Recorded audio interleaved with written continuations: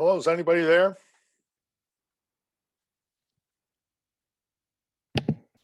Hey, Dan. Hi, is that George? Yes, sir. Good. I just want to make sure we're all set. Yeah, we're all good to go. I'm just gonna promote you to a host and then take it back. So Okay. when I make you a host, you're able to share your screen. Okay.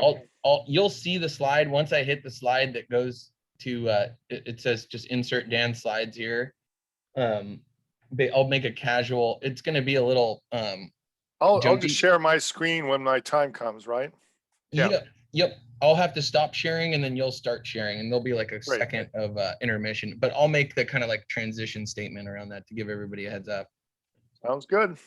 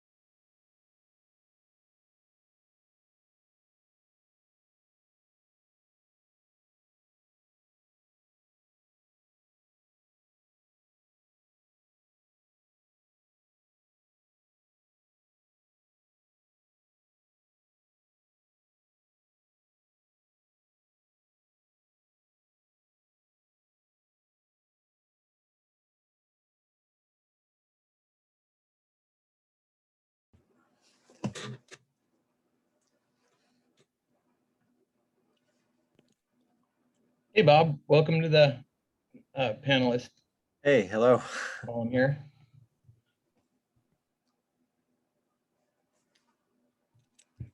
Okay.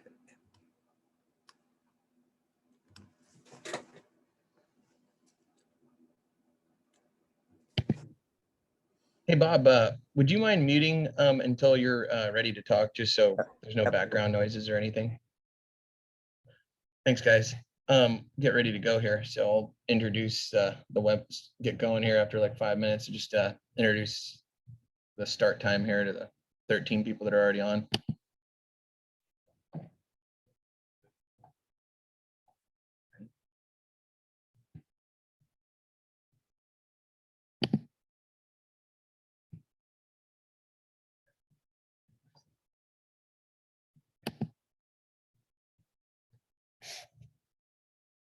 Hey, folks, we're just gonna give it 5 minutes or so here. So give everybody a time to jump on before we get started, get going at like 3:05. So thanks for being patient and hanging in there. We had close to 100 registrations and we're watching people trickle in here. So we just want to give people a chance to settle in.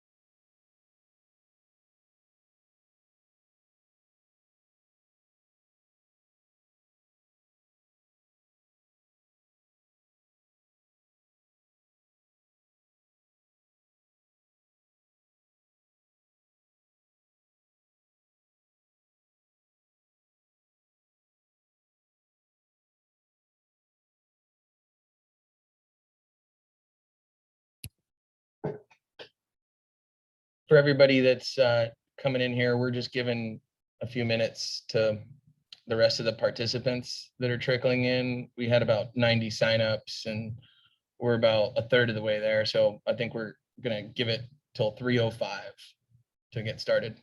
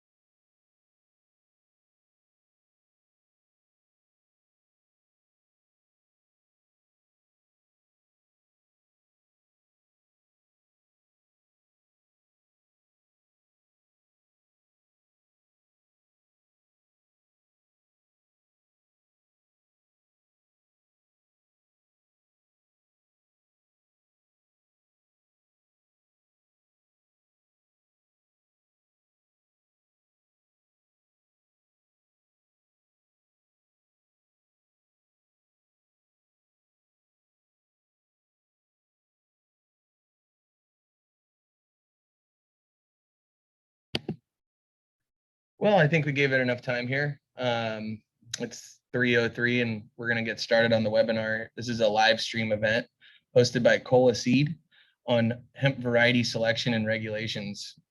We're here with a great group of panelists, some breeders, researchers, and industry players.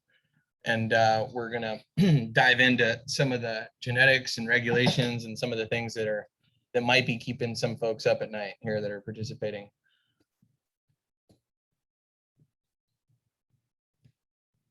So today we have Jason Evans from Tweedle Farms, Chris Hone from Kyogene, Dr. Daniel Putnam, PhD from UC Davis, and Dr. Bob Hutmacher from UC Davis as well. And again, this is hosted by myself, George Workman at Cola Seed. And we're going to dive into each of the panelists and we'll have everyone give a brief introduction to themselves. Just a quick background on the webinar itself. We're looking to really give folks an insight on what distributors like Tweedle Farms are looking for in hemp products when they retail them, what the regulatory bodies are looking for these upcoming years with these new regulations. And we're also going to talk about the importance of genetic selection and how breeding is evolving to meet the needs of both the regulatory bodies and the retailers and consumers. My name is George Workman. I'll be hosting here. I run Cola Seed. We're a seed distribution company located in Central California. We work with established breeders, researchers, and other supply chain partners to provide good genetics and learn and grow the hemp industry, the cannabinoid-based hemp industry. And in doing so, we've worked very closely with Jason Evans at Tweedle Farms, and we'll start with his introduction. Jason, I'll let you take it from here. Thanks, George. Thanks for having me. Yeah, my name's Jason Evans. I'm the co-founder and co-owner of Tweedle Farms. We are a registered hemp farm up in Northwest Oregon. We also own and operate the retail website, tweedlefarms.com. We have been growing hemp in Oregon actually 1 year since the 2014 Farm Bill started. So this is our 7th year growing hemp in Oregon. We grow primarily for the smokable flower market, and we also extract for ancillary products, topicals, edibles, and other inhalables. It's great to be here. Thanks, Jason. Next, we have Chris Hahn from Kyogene. Yep, thanks everyone for joining us. So I'm the director of R&D at Kyogene, leading breeding and breeding technology development for the company. And we're focused on breeding new varieties to meet the needs of growers and the end consumer in the hemp industry. And I'm glad to be here today. I want to share with you guys a little bit of my perspective on hemp breeding. Thanks, Chris. And finally, we have Bob Hutmacher and Daniel Putnam. We'll start with you, Bob, and then go in and have Dan introduce yourselves. Okay, thank you. I appreciate being included in this. I'm a cooperative extension agronomy specialist with the University of California and located down in the San Joaquin Valley at the Westside Research and Extension Center. And we've been working the last couple of years on industrial hemp, Dan Putnam and I and associates, initially focusing on plant density responses and irrigation. So glad to be included. Thanks. And Dan, if you could introduce yourself, that'd be great. Sure. Dan Putnam, I'm here at University of California, Davis, about 4 hours north of where Bob is in Fresno County. And I work primarily with forage crops and alfalfa, but in the last couple of years, we've been actually working with hemp and also, with the interest of making sure we learn more about an introduced crop and are able to work on the agronomic practices of that. Thanks, guys. Yeah, it's great to have a diverse panel here today to get different insights from different sectors of the supply chain. We're gonna move along here and dive into an intro based on just a little insight on what we're going to be chatting about. I'll start out with saying some things that are obvious to most, that this hemp market has been a moving target since the beginning. The consumer interest, the demand, what folks are looking for, what's acceptable, what's not, that's been going in and out. Then we've got federal, state, and local regulations. Some counties banning hemp altogether, some states banning hemp altogether. Now I think all 50 states are online, and now you're just getting local ordinances and state ordinances putting rules together on certain things. Some of the trends that we've seen, we all know about, are smokable flower, which seems to be actually sticking. That's one of the trends that's actually kind of held true and is growing year by year. We have CBG, Delta 8, CBDV, the Varin varieties, and other things that folks are doing to pivot to try to keep their productions profitable. And one of the other things we're going to talk about is trial data. And that's one of the things that, from a seed perspective and genetics perspective, we're very involved in.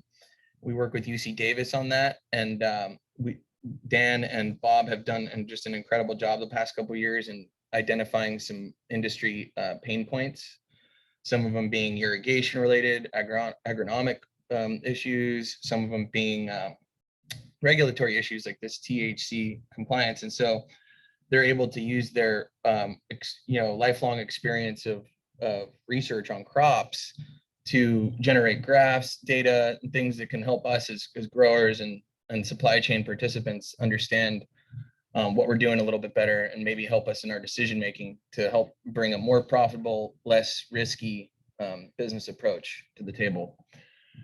And finally, we have all this trial data, all these trends, all these consumer interests, and that all leads into variety selection and breeding practices. So Chris is really going to dive into how all these things above are influencing the breeding program, and what the breeding program is doing to adapt and move quickly enough to keep up.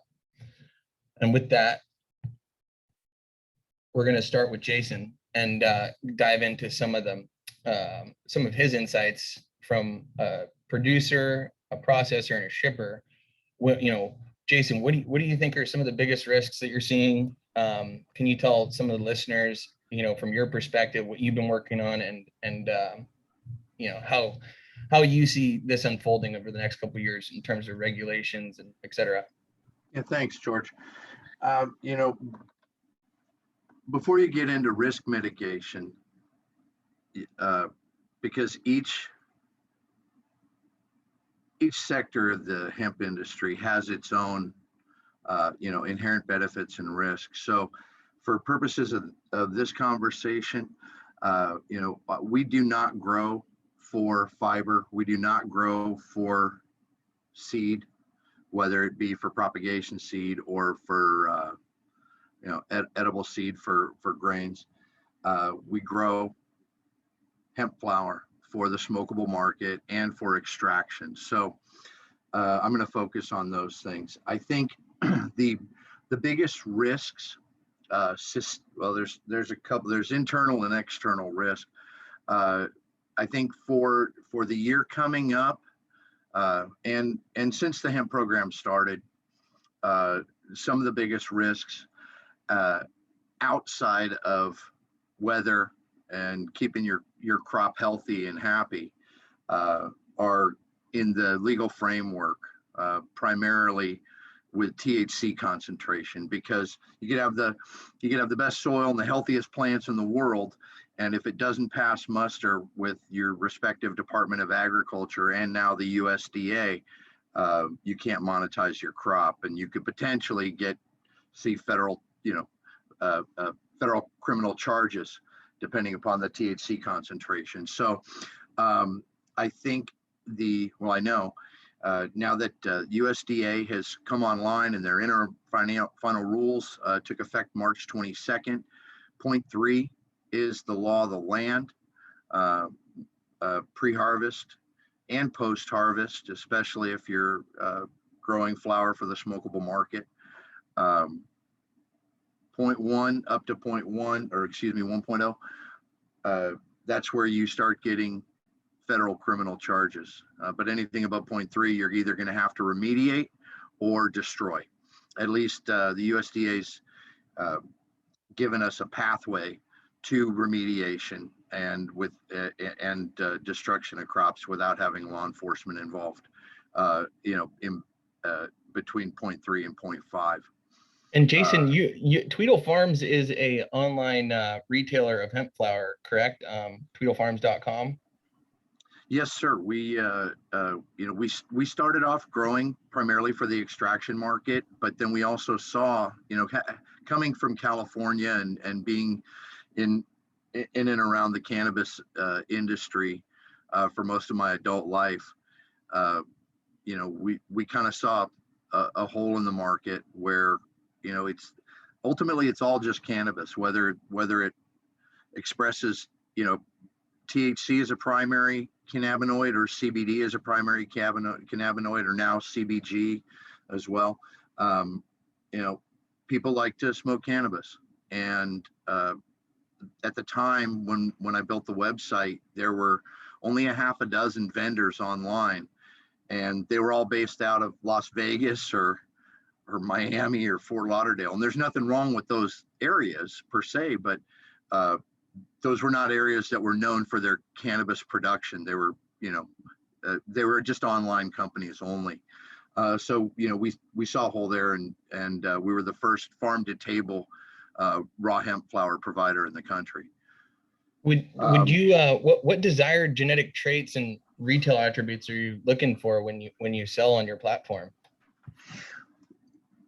Well, to take a step back again, depending upon what you're growing for, if you're growing for fiber or seed, you're going to have a different growing method. You're going to have a different type of plant, different cultivar that you're going to select.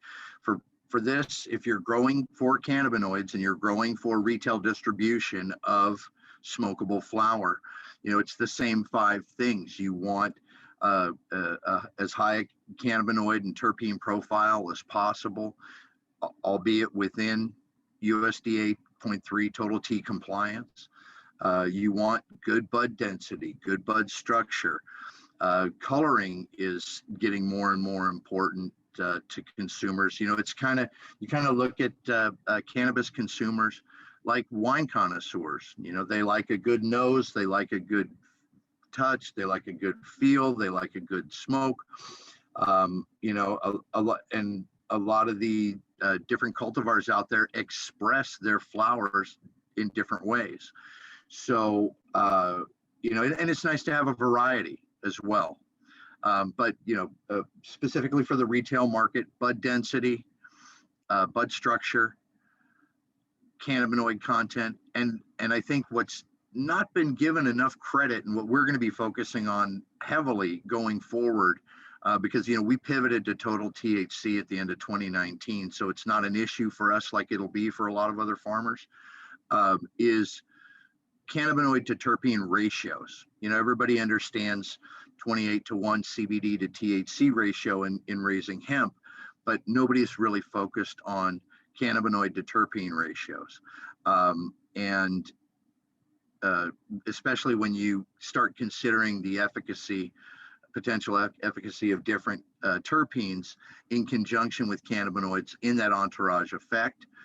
Terpenes are just as important as cannabinoids. So that's, that you have to have good legs. You have to have good, dense buds that smell and have a decent amount of cannabinoids on it. People are going, the retail consumer is going to more and more become more educated.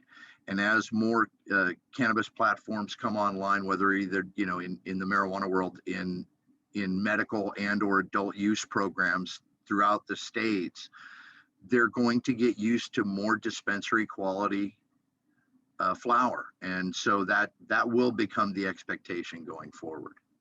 That's awesome. That's such great insight. And it'd be great to have you chime in again here when we talk about sampling down the road when we bring in Dan. And I know you have some thoughts on the USDA regs that Chris is going to chat about as well. So as we move along, what we're going to look at here are some regulatory highlights. And I'm going to really bring Chris into the presentation. He's been very well studied on this. He's read up on it pretty closely, and he's just going to share a few highlights that he sees as, you know, the big points in all this.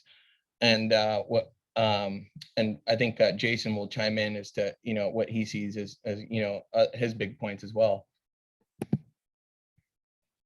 Yeah, so I just wanted to take some information that you can find actually directly on the USDA website and throw it out there. These are high level kind of bullet points that they highlight on their website. And the main point being that these things will be different depending upon the state that you're in, because the federal government, the USDA, has set the general regulations, and then the states are deciding how they're going to implement that. And they could be more strict, of course, just like with any regulatory structure. So it's going to be dependent upon where you're at, and you always need to check with your local governments. But these are kind of where the loosest that it can get. So it can only get more stringent from these points based upon the local government. So one of the main things is the negligence, which I know Jason touched on, and I'm sure he'll chime in a little bit here. It's set at 1%, but as mentioned, this is where it becomes negligent. It doesn't mean that you're compliant if you're below the 1%. 0.3 is still the rule. When you do your pre-harvest test, this is mainly where this negligence is of concern, because It's a criminal charge, right? Am I right in understanding that? Yeah. So yeah, if you do your pre-harvest tests and it tests below 1%, but above 0.3%, then there's some courses of action that can occur. And I'll let Jason explain that a little. He knows that a little bit more than I do. But that's not where the concern ends, because yes, that's the first concern of the farmer. Can I harvest my field? So you do your pre-harvest test, and then it says, okay, now you can harvest. But we all know that from that point, cannabinoids continue. They don't stop after you've tested. So up until the day you cut the plant and take that out of the field, cannabinoids are going to continue to increase. So if you're like Jason and you're shipping across state lines, you have to consider that if you harvest too far beyond the point of maturity where the plant has gone beyond 0.3%, now you're going to get into situations where you could get federal repercussions, especially if you're above the 1%. Then it's, you know, becomes criminal charges. So that's one of the main things. I wanted to also just point out that the USDA has kind of given it to the states to look at disposal and remediation options for non-compliant plants. So it allows for alternative disposal methods for non-compliant plants, which don't require law enforcement. But this depends on the state. In California, they still don't know exactly what they're going to be doing. I talk to the ag commissioner's office almost every day, but it goes back and forth. So it's still a moving target, just like George mentioned. But hopefully things settle in now that the USDA final rule is there. California did some things to align with what they thought the USDA was going to be doing in terms of the timing of sampling, which was 15 days, or it was 14 days. And so California switched to that. But then the USDA said, oh, okay, well, after stakeholder feedback, we are going to move it to 30 days because that makes more sense. So then California now is trying to shift back to the 30 days, which they were already at. So it's this big mess, but things will settle in hopefully and become more clear for us all as we go. You just got to be talking to the local ag commissioner, day by day, because things are changing that quickly.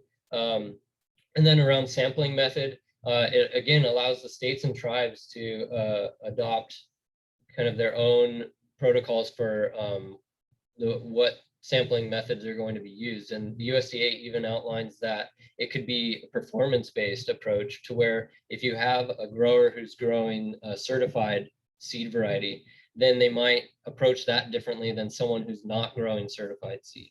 Or they can take into account, well, this grower has been compliant for the past 5 years and we've never had an issue. So we're going to approach this grower a little differently. So that's kind of cool that the USDA has built that in there, but we'll see how the local regulators take to that flexibility. And I'll let Jason chime in if there's anything that I missed or if there's any key points that you wanted to point out to anybody.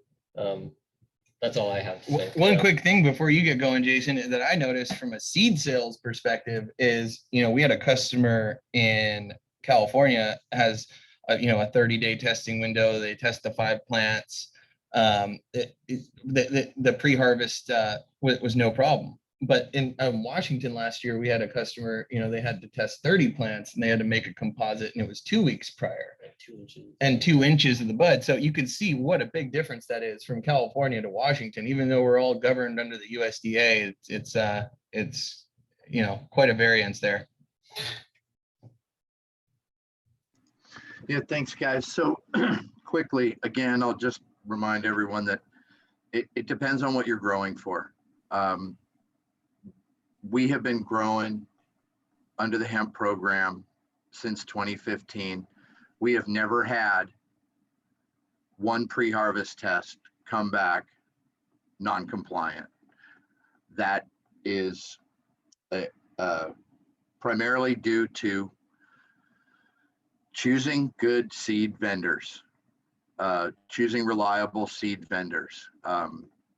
If you are growing for fiber and feed, you're going to be talking to a different seed vendor generally than if you're growing for cannabinoid content and flower. So know your vendor, make sure that they're vetted, get certified seed, talk to other people that have bought the seed before. Again, in the last 7 years, we have never had one hot test because of the genetics that we chose.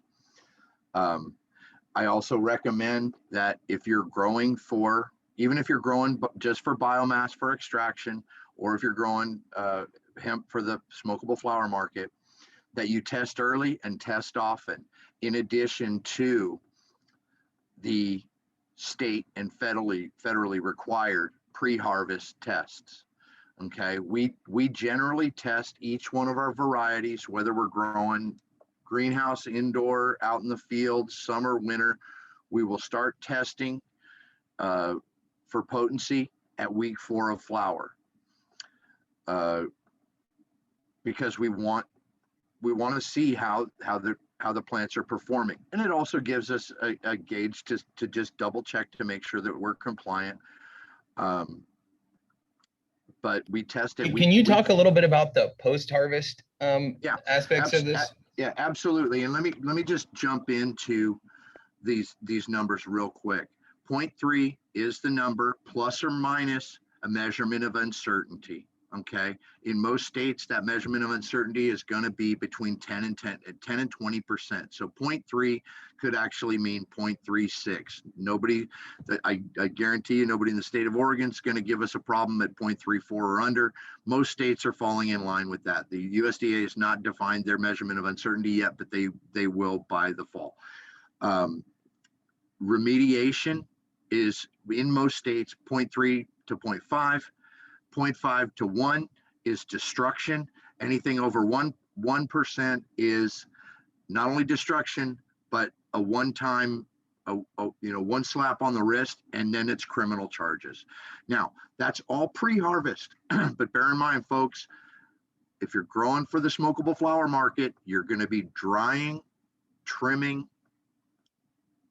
curing, and concentrating the cannabinoid contents across the board. So in the state of Oregon and many other states that have already adopted USDA policies, there are post-harvest batch testing requirements that must be done in addition to a pre-harvest test. The 0.3 still applies there. In most states now, that are getting caught up to states like Oregon for post-harvest batch testing, it can't be a sample that just gets turned into a lab. It has to have a lab sampler come out, test, randomly sample and test your batch, and also test, in addition to potency, for pesticides and moisture. We additionally test for terpenes, microbials, and heavy metals on every single batch. And we publish those results on the product page of each single variety we sell. It sets this kind of stuff is expensive, but it sets you apart in the retail market.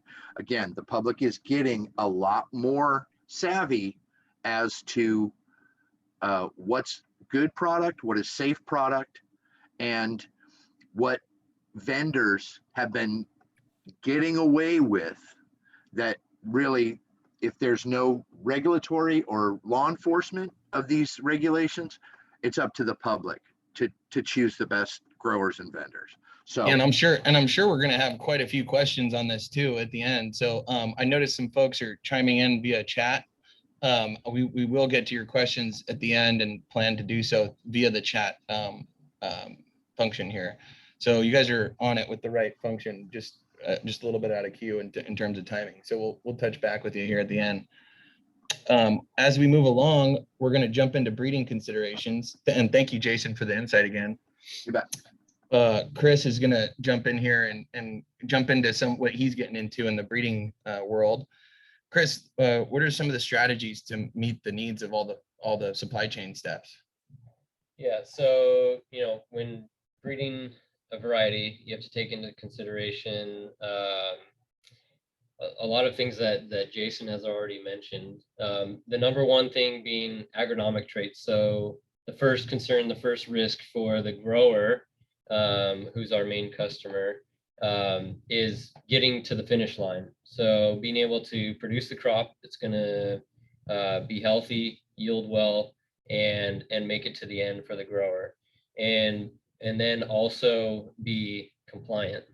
And then the grower has to be able to sell that product. So that product then has to meet the needs of a processor, so high cannabinoid content if it's going for extraction, bud quality, bud density, trichome density, terpenes, and these sorts of things, bag appeal, if it's going into the smokable flower market. So it needs to meet those consumer needs as well. So we have to take all of these things into account when designing our varieties. And now you have some pretty interesting technologies that are helping you basically identify like a trait, like such as like bud density or like the color purple in the flower, or maybe a large bud amount on the flower with a high cannabinoid concentration for processors. Are you following? Are there any of these modern day tools that you found that really help you with that and help you grow your breeding program larger and help you kind of keep up with the fast-paced nature of the industry? Yeah, so we're from the beginning, Kaigene's invested heavily into developing genomic tools. Coming out of the seed world, I saw this in my experience with vegetables, and those companies that invest into those technologies, which can advance the breeding program, advance varieties into the market quicker, tend to do the best. So we invested heavily into genomic technology, into, for example, molecular markers, so that we can speed up the breeding process. Because with molecular markers, we can take and utilize our breeding space more effectively and efficiently. So we can take and test seedlings before they ever go into the field or the greenhouse and know some of the phenotype attributes that they'll have. So if they don't check one of the boxes that we know we must have, so if it's a must have within that variety, we can keep it out of the field and keep it out of the greenhouse, take it away from taking up space for us, so that we can then put plants into that space that we know will have at least those must have, so we can evaluate those. And wow, that must save you a lot of time and money, I bet. Yeah, so Yeah. it saves time and money and lets us be more efficient and move things through the program quicker so we can make improvements pretty much year to year. Right now, things are just going so fast. One of the fascinating things that I've seen with Chris's work is the variation in cannabinoids within populations. So for example, when you look at a couple of varieties, I'm just gonna, I don't want to name exact varieties, but you know, competitors' varieties, really common varieties in the marketplace, you'll see that some of them, yeah, they test at 0.6 and 15 THC and 15% CBD, but then you'll find other phenotypes within that same population that might be at 8% and compliant. So just that's another thing we want to tell folks is like, don't look, you know, make sure you ask for a minimum of 3 COAs and don't just let somebody give you the unicorn COA and base your whole program off of that, or base your whole purchasing decision off of that, because it's not so much the fact that hemp is stuck at not being non-compliant, it's the fact that hemp has not been bred for long enough amount of years to isolate these families, isolate these phenotypes, and generate stability around them. And then this is where the genome sequencing, the QTL markers, having a larger breeding program that's more focused will help us get there over time. Yeah, exactly. Thanks, Chris. We'll keep moving it along here. And this is basically comes back to the importance of the research and variety trials, where we're going to really loop Dan and Bob in, some of the researchers from UC Davis.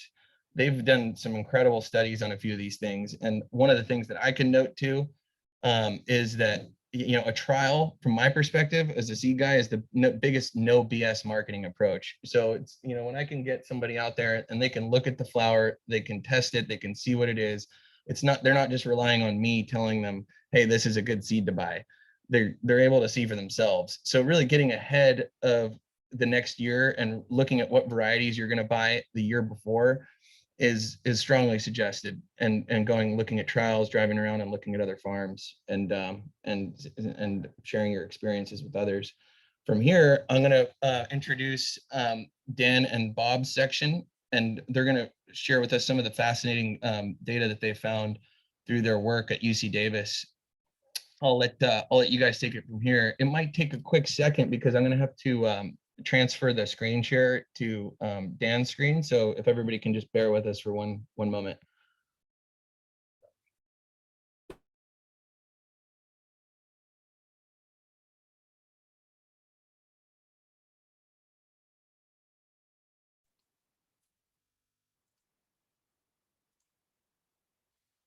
Okay, I think I'm able to do this now.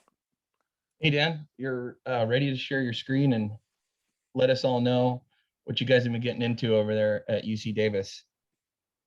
Okay, sounds good. I'm going to start off, and then we're going to do a little tag team here with Bob Hupmacher on some of the things that we've been studying over the last couple of years. You know, the universities in general have not been able to do research on industrial hemp until 2019, when the laws changed, and so from that time we've dived into it primarily to try to understand a little bit more about the agronomy and the issues associated with industrial hemp. I have to say that our work has been primarily focused on CBD extract types of hemp, not on seed or other kinds of hemp that's grown for grain or other purposes.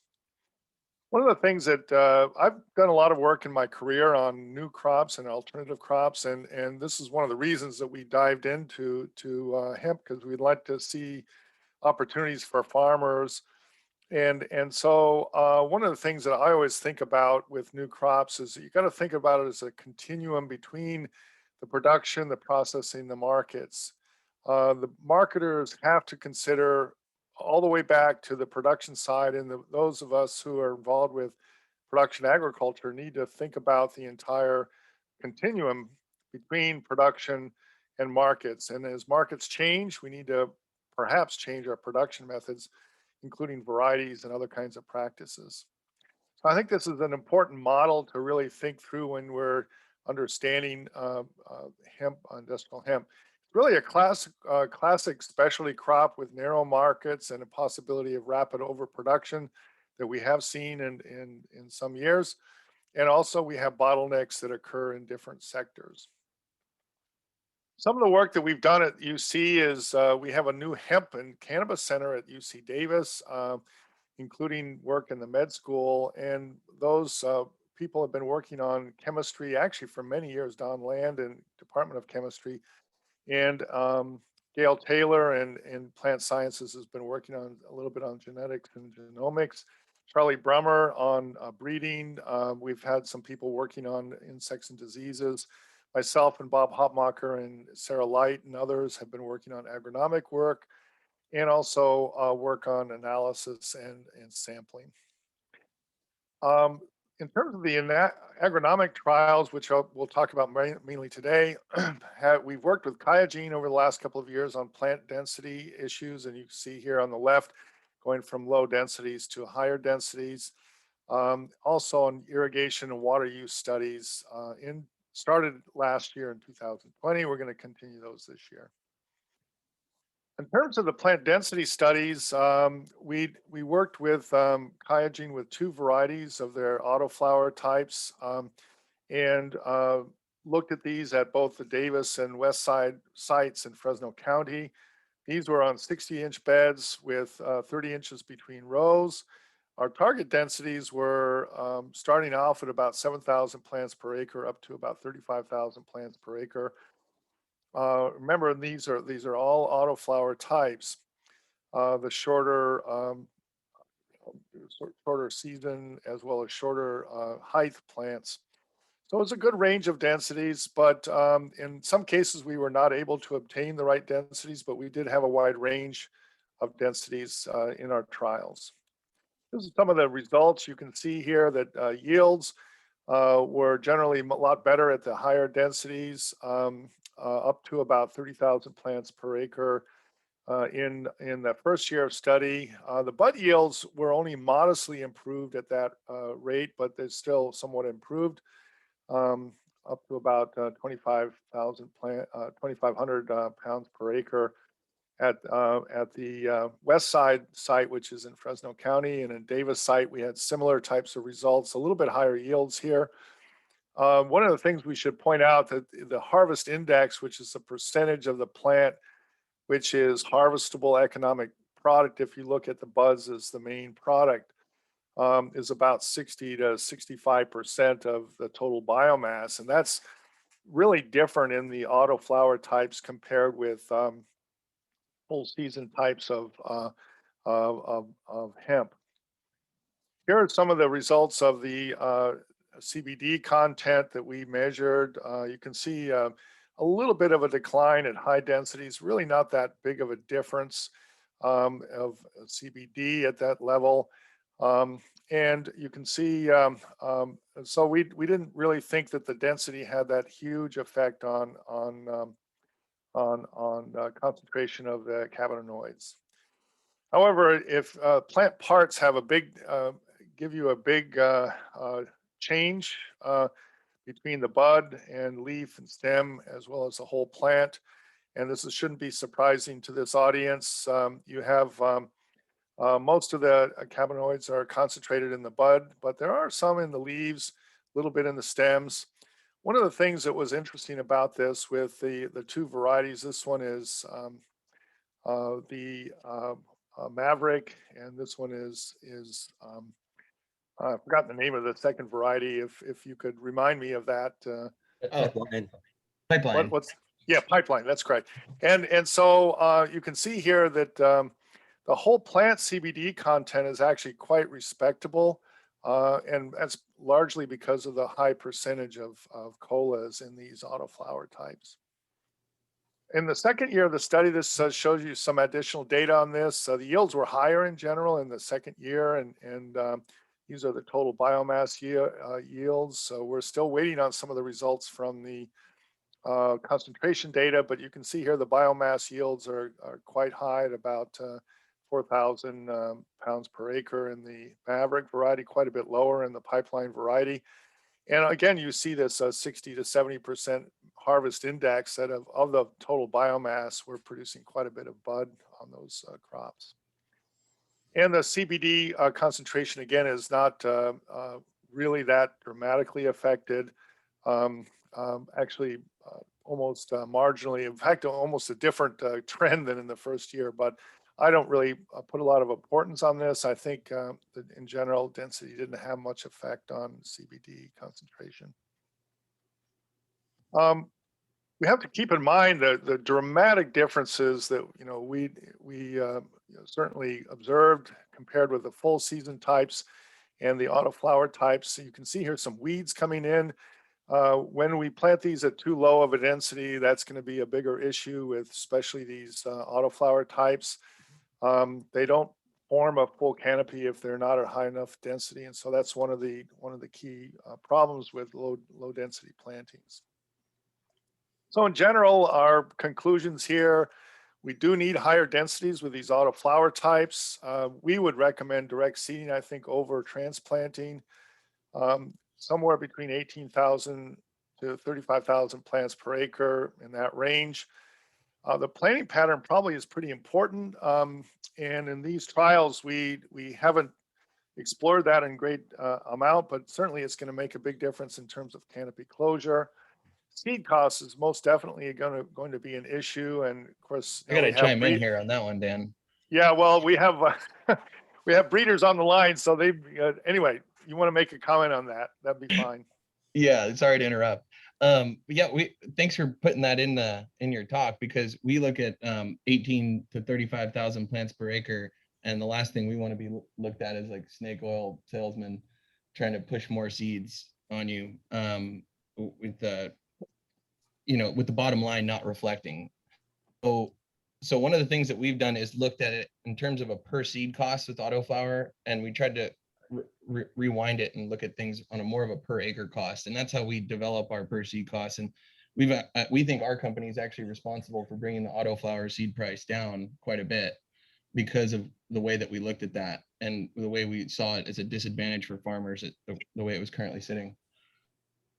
Well, that's good. Yeah, and we look at the cost issues sort of independently, because they will change. They have changed actually over the last couple of years. So we're sort of looking at this independently of that and saying, look, we want to maximize CBD yields per unit area primarily, and that's one of the real objectives here.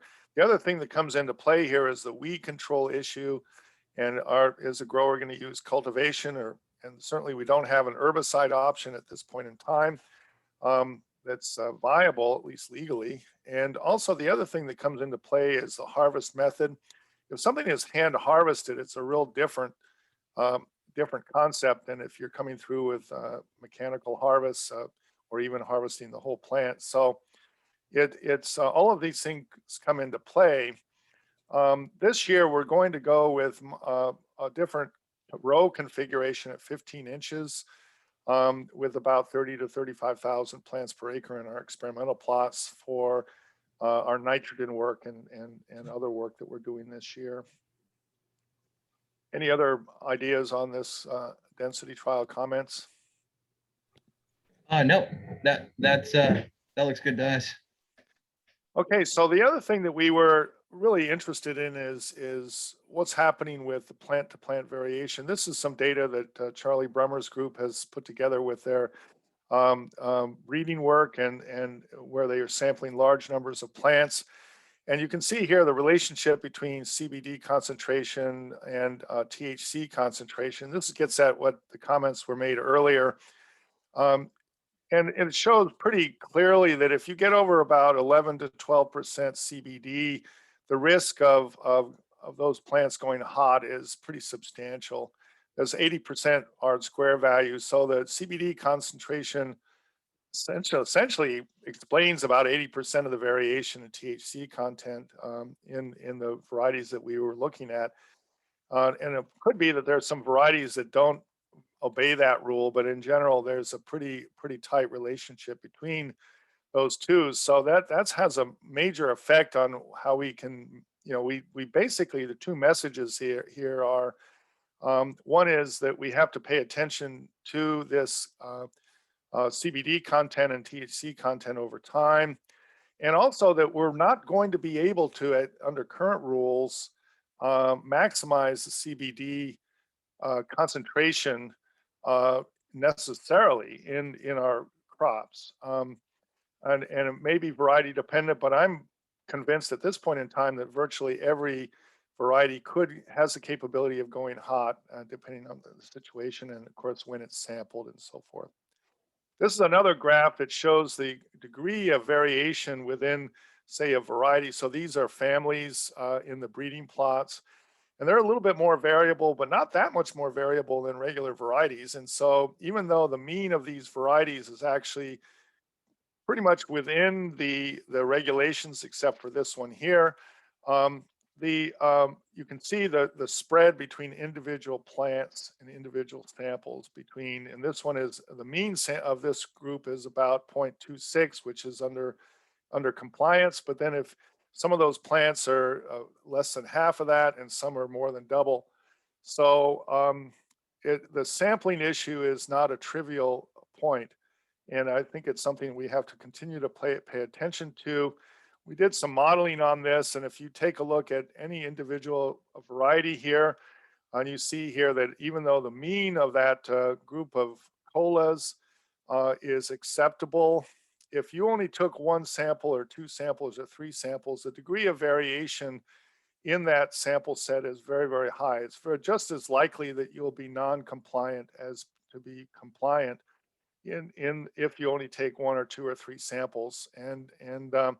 So we would urge regulators and growers to make sure that you take a number of plants for your sample.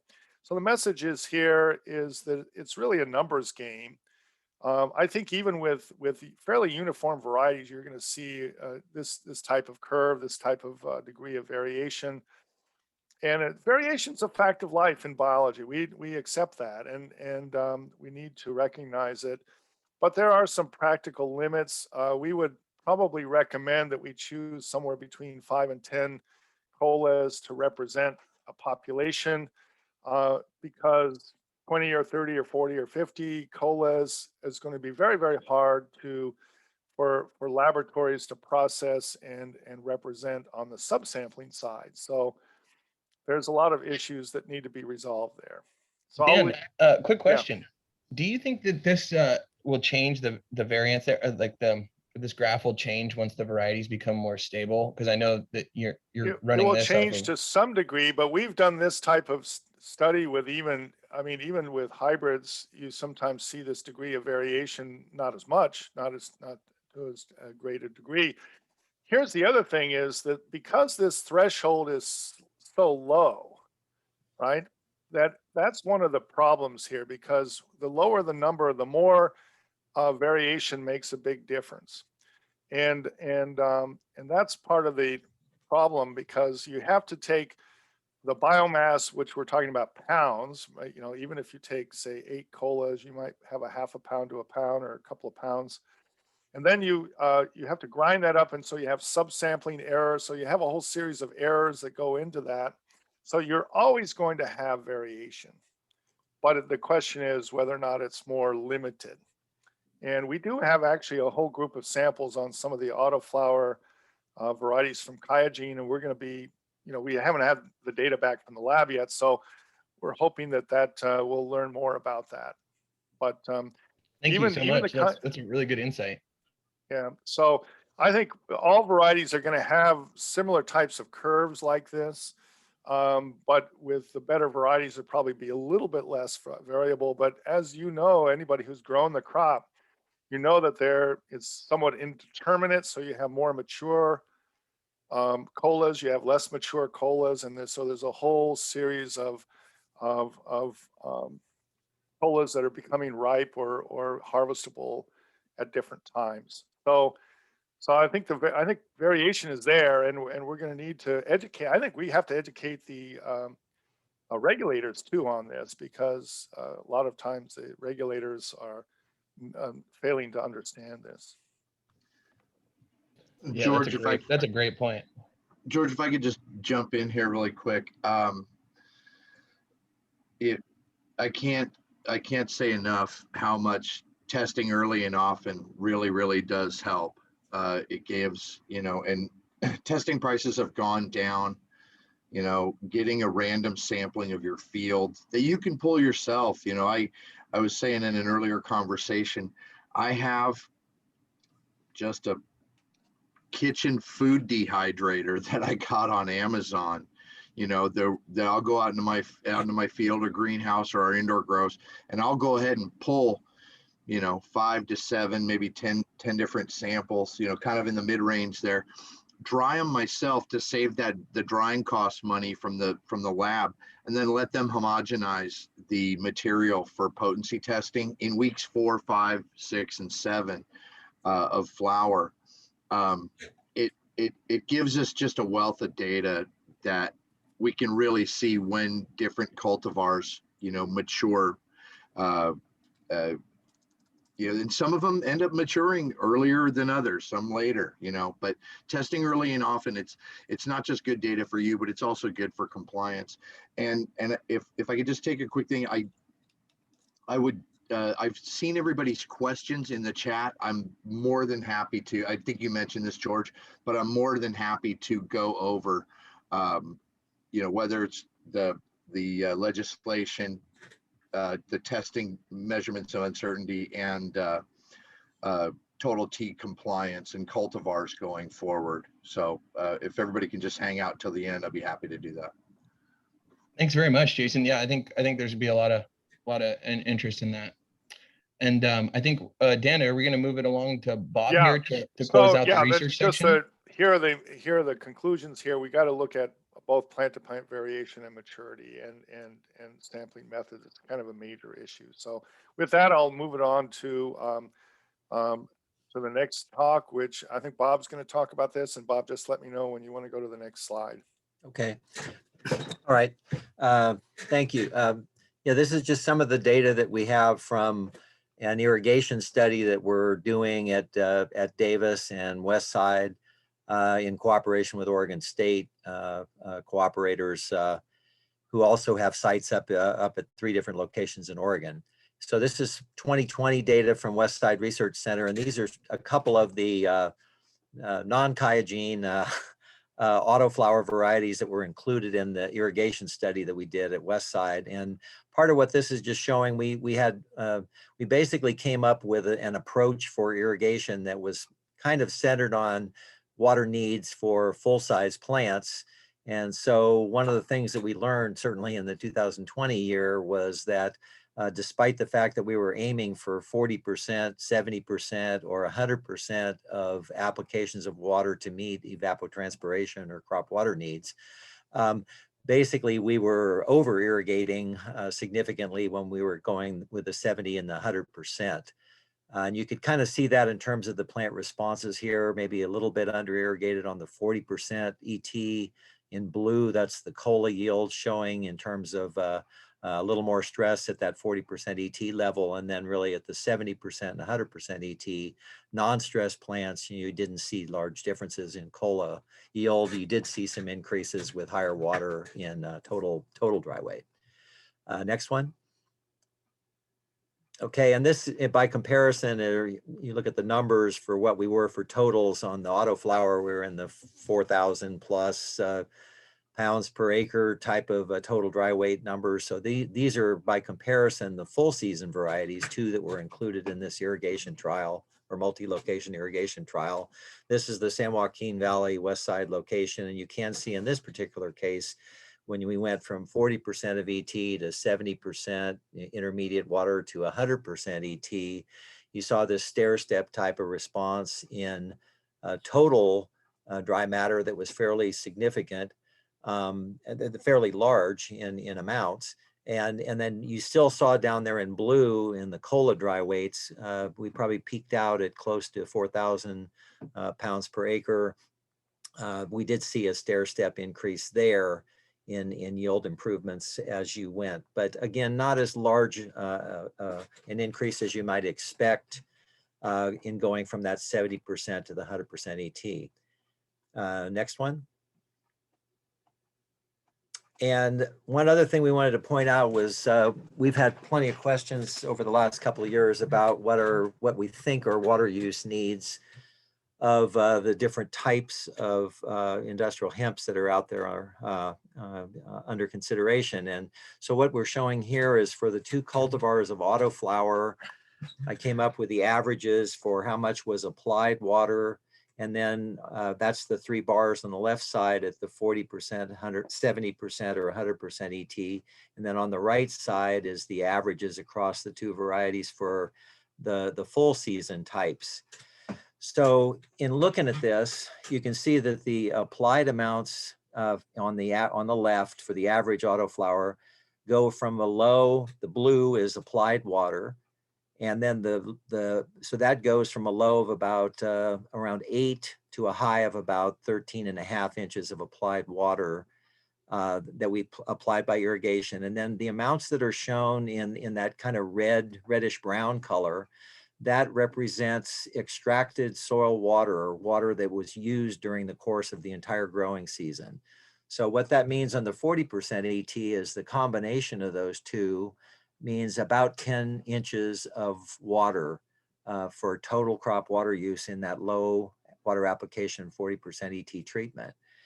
The 70% ET treatment, the reason why those red and reddish orange or reddish brown color part of the bar is below the 0, what that means actually is that we over applied water greater than what the crop could use, and we ended up with a net addition or increase in soil water going from the beginning of the season to the end of the season.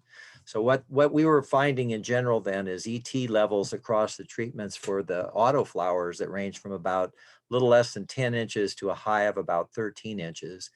And I wanted to contrast that with what we saw with the full season. So for these varieties with the full season, we're actually in the field waiting for harvest for about an additional 25 to 30 days longer than what was required for the autoflower readiness for harvest.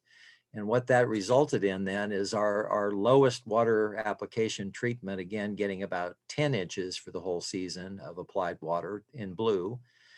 That brown part on top of that is soil water extraction. So you can see in the full season types, we were actually using a substantial amount of stored soil water at the 40% and the 70% ET treatment.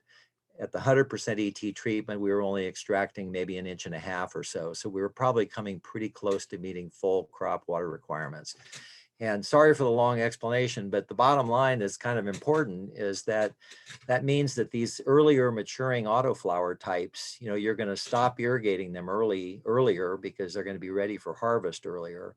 You're going to cut off probably somewhere in the neighborhood of maybe 25 or 30 days of additional irrigation timing, and even if you're not irrigating, crop water use for that extra 25 or 30 days. And that results in probably, I would say, somewhere in the neighborhood of about 5 to 7 inches less water use in the autoflower types than in the full season types. And in some settings, as we go into this, these drought conditions in the West and everything, that alternative uses for that extra 5, 6, 7 inches of water could be really important for some growers. Okay, the last couple of things I wanted to mention was just that one of the advantages of being able to do variety trials and irrigation trials and so on is we've had plenty of chances to observe some of the pest and disease problems that have occurred. And we'll just mention that, we're not absolutely clear what the biggest problems would be, but again, in Davis and West Side, San Joaquin Valley locations, our worst problems were with worms that attacked and got up into the colas and did a fair amount of damage. Tobacco budworm and corn earworm were probably the predominant ones that we saw. We did also see leaf miners, ligus, mites, whiteflies, aphids. Didn't seem that those other pests actually caused that much damage or represented a particularly serious issue. We did see some disease issues, but predominant probably, at least in the San Joaquin Valley locations, was beet curlytop virus. And again, in all of these trials that we're doing, we're going to engage with the UC entomologists and pathologists to kind of make observations of what type of things are going on and maybe what to keep an eye out for. Okay. Back to you, Dan. Okay, well, thanks. And this brings it to a close. This year, we're going to be continuing with the irrigation trials and the nitrogen fertilizer, a new trial and nitrogen fertilizer response and uptake, which we are starting in about 2 to 3 weeks. And so that's what we're up to. Any questions?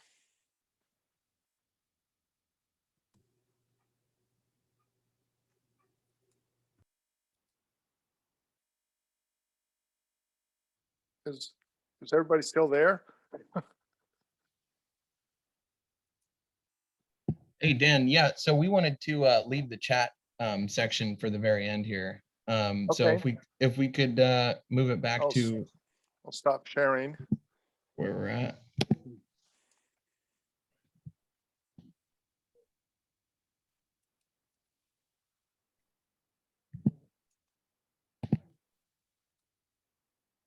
I think one of the questions was, did we see higher THC concentrations in water stress plants? And we've actually sent off all our samples to Oregon State, and they're not back yet. So we don't not know the answer to that at this point in time. So we'll try to get back to you. Hopefully those sample data will be coming back pretty shortly here. So we'll let you know. And the other thing I would add on that is that I think if people are going to, frequently irrigate under drip, the plant response is going to be a smaller plant if you deficit irrigate, and that's different than what you might expect if you have like a hard shut off and stress the plant really hard. So again, the type of stress and the rate that the stress develops could be probably pretty important with this kind of a plant as well. Thanks, guys. We're about to open it up for questions here via the chat column. I just wanted to really thank all the panelists and thank all the listeners. We appreciate you, and we're thrilled to be building the industry with everyone and collaborating with knowledge and hopefully good products back and forth to our partners up and down the supply chain. We're going to move to the next slide, which is our contact info. So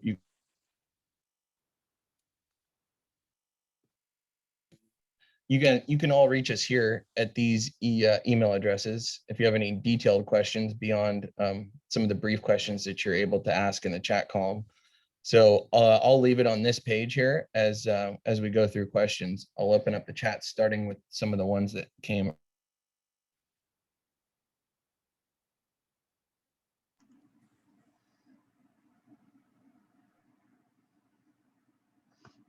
George, So we got we got a question from Wayne Richmond. Are you aware of the potential smokable hemp ban in California, AB 45 and SB 235? And what are our thoughts? We are aware, and we're trying to help in any way possible. We have one of our colleagues, Matt McLean, is working at trying to push back on this with regulators. We highly recommend anybody listening to this in California that's interested in growing smokable hemp. We highly recommend that they reach out to the state legislature and provide their thoughts on AB 45 and SB 235. We think they're very unfair and we're not in support in any way. And we have another question from Kirk. Did anything change for MOUs testing? And I guess that's another California grower here. We were growing under MOUs and the testing there was different. And yes, there are no MOUs left in California. Everything is done through the CDFA now. And now the third question from Eli. Do you think that the focus on 0.3 total THC compliant cultivars is going to dramatically limit the available options and overall variety in terms of cannabinoid profiles and terpenes? Maybe that's a good question for Chris. Yeah. So no, I don't think that it'll limit from a breeding perspective, because we can get all the same desirable consumer traits into any cannabinoid profile through breeding. So it's not going to at all limit the long-term options, but it'll definitely limit the short-term options for growers.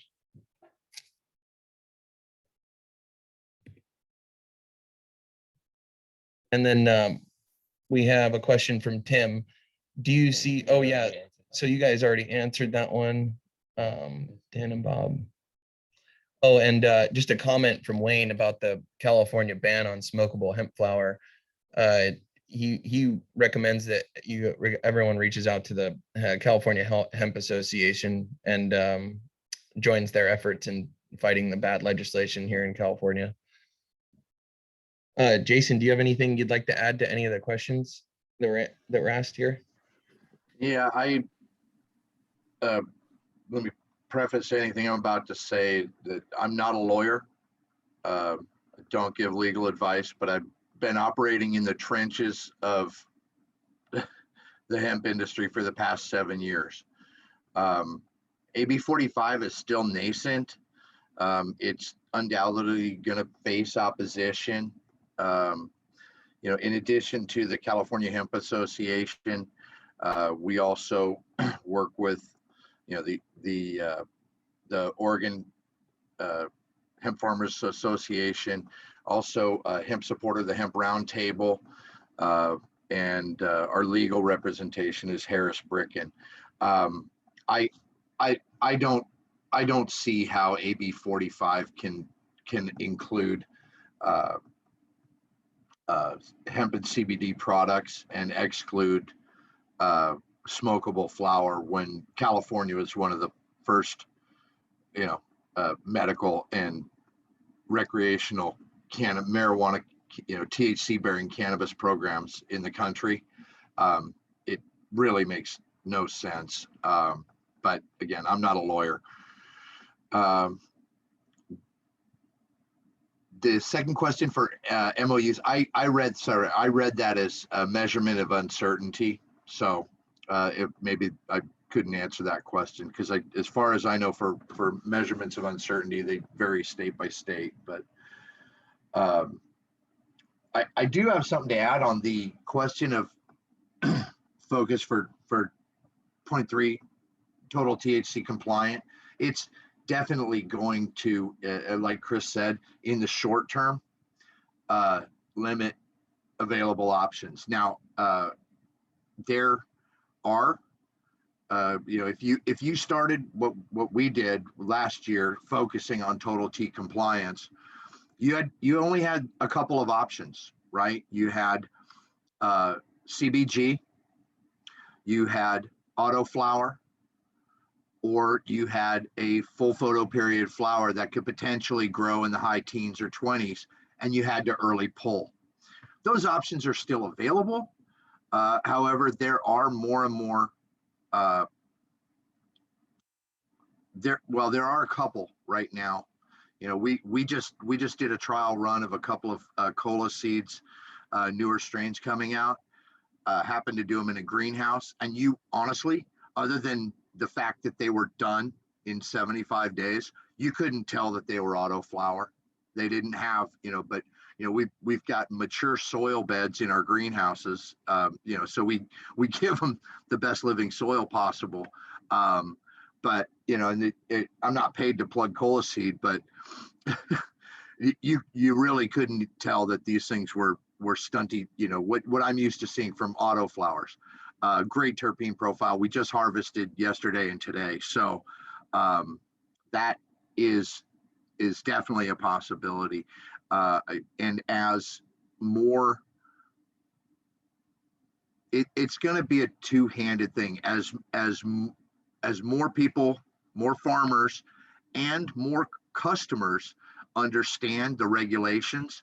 I spent all last year fighting against other vendors who are still selling 20% CBD flower illegally, albeit, against my 7 to 10% CBD flower, and had to explain dozens, if not hundreds of times why. It's because I was the only one who was really following the law, as it was written and as it was made into law as of March 22nd. But again, I'm selling finished, dried, trimmed, post-harvest tested flower for the retail market. You know, none of this stuff would have been an issue for me if I was just growing for extraction. So if you are growing for the flower market this year, I understand people may be hesitant to use Autoflowers.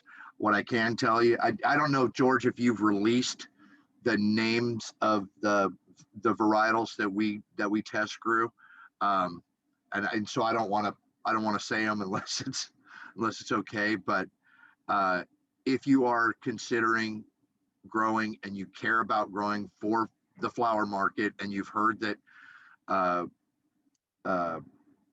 Autoflower is not good for smokable flower market, I can guarantee you, based off of our trials, that there are multiple Autoflowers that will go total T compliant, and that I'm willing to put up on my website that Cola Seed offers right now. Awesome. Thanks so much, Jason.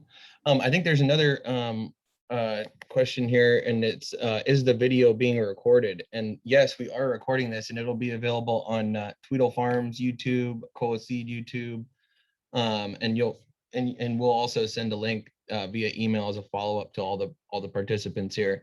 So if you had any issues with audio or anything else, we will provide the edited recorded version. So unless there's anything else that panelists would like to add, I think there's actually somebody actually popped up in the Q&A here. I'm gonna take a look. That was the there was one question from Alonso Bustos. What kind of opportunities are available for students looking into hemp research? And there are opportunities for students that are enrolled as undergrads. We did have a group this last year that did a cost study on hemp, industrial hemp, and also if funding was available for graduate students to do research in the field. So there is an opportunity there to answer that question. And that's a great reason to email anyone on this list. If you guys have any further questions that we didn't get to, or if there's anything we missed or something that's a little bit more drawn out, just please don't hesitate to reach out. We're all in this together. So we hope you all enjoyed it. I hope you found it informative and worth your time. We really appreciate you tuning in, and really appreciate the panelists, Jason, Dan, Bob, Chris. Thanks, guys. Your wealth of information and all your participation is of huge value to us in this industry. Hey, George, before you go, it looks like there's some new messages coming. There was a Gary Meyer had his hand up. I don't know if he wanted to type a message, but I saw that Gary put his hand up.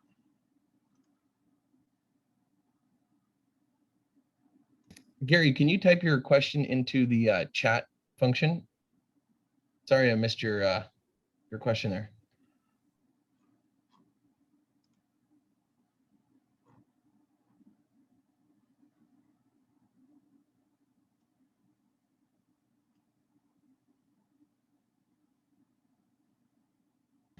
Well, looks like Gary might have to reach out via email.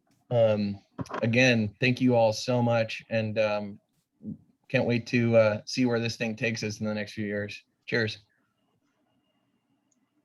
Thanks, George. Thanks a lot.